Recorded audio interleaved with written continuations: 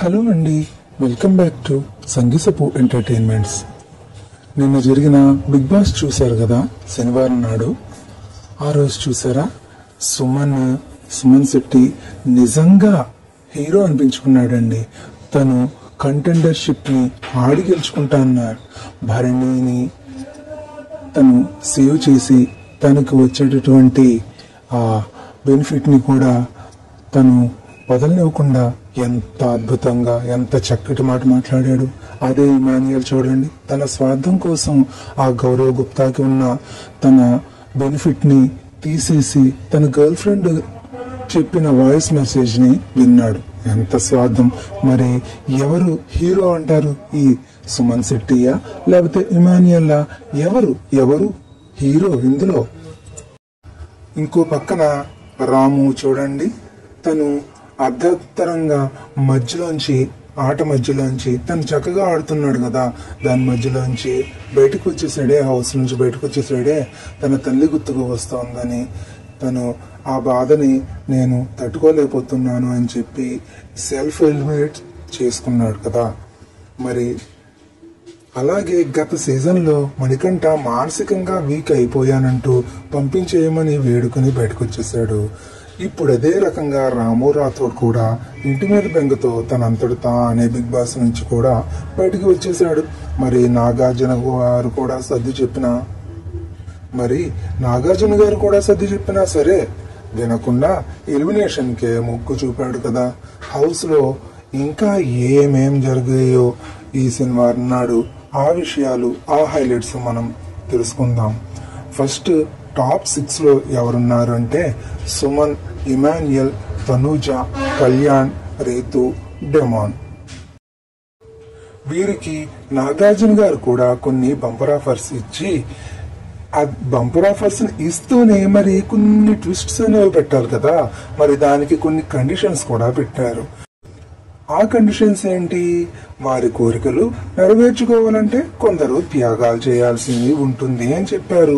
మరి ఇదే సందర్భంలో ఇందాక చెప్పాను కదా, ఇము గారిది ఎంత స్వార్థము అంటే, ఇక్కడ ఇమాన్యుయల్ కు గర్ల్ ఫ్రెండ్ వాయిస్ మెసేజ్ వచ్చిందని, అది వినాలంటే గౌరవ్ గుప్తాకు బిగ్ బాస్ ఇచ్చిన పవర్ మరి పోతుంది అని చెప్పారు కదా.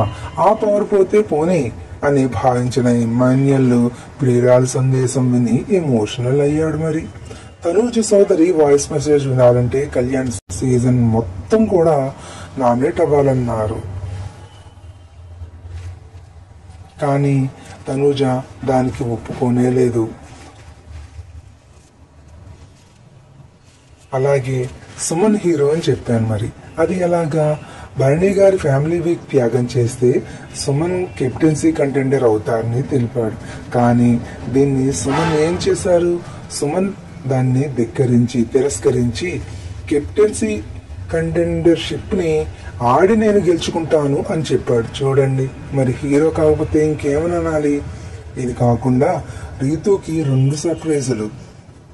2 వారాల్లో సోదరి పెళ్లి ఉందని ఎమోషనల్ అయిన తనూజ తన కోసం కళ్యాణ్ బలి చేసేందుకు అస్సలు ఒప్పుకోలేదు. కళ్యాణ్ కు వారం పాటు చికెన్, మటన్ కావాలంటే నిఖిల్ 2 వారాలు నామినేట్ అవ్వాలన్నాడు. దీన్ని కళ్యాణ్ తిరస్కరించాడు. రీతు తండ్రి షర్ట్ పొందడం కోసం సంజనా చీరల్ని కోల్పోయింది. మరి పవన్ ఫ్యామిలీ ఫోటో కావాలంటే రీతుకి తండ్రి ఫోటో రాదన్నాడు. దీంతో అతడు తన ఫ్యామిలీ ఫోటో త్యాగం చేసి రీతుకి ఆమె తండ్రి ఫోటో వచ్చేలా చేశాడు. ఇంకొక పక్కన బిగ్ బాస్ కు రాను అంటూ ఇంటి మీద బెంగ పెట్టుకున్న రామును నాగ్ కదిలించగానే అతడు పాట రూపంలో తన బాధనంతా బయటపెట్టాడు. బయటకు వెళ్ళిపోతానంటున్నాడు. హీరోలు ఆట అంతు చూస్తున్నారు కానీ మధ్యలో వదిలేయరు అని నాగ్ నచ్చజెప్పేందుకు ప్రయత్నించిన రాము అస్సలు వినిపించుకోలేదు. క్షమించండి సార్, వెళ్ళిపోతాను అని పదే ఆ మాట అంటూనే ఉన్నాడు. వెళ్ళిపోవాలనుకుంటే గేట్ ఓపెన్ చేస్తా, 10 సెకండ్లో నేను ఏం చెప్పమంటూ టైం ఇచ్చినా వెళ్ళిపోయేందుకే మొగ్గు చూపాడు. హౌస్ మేట్స్ ఆపేందుకు ఎంత ప్రయత్నించినా కూడా లెక్క చేయలేదు. అలా రాము స్వతహాగా హౌస్ నుంచి బయటకు వచ్చేసాడు కదా. ఇది సడన్ ఎలిమినేషన్ కావడంతో అతడి జర్నీ వీడియో చూడకుండానే వెళ్ళిపోయాడు.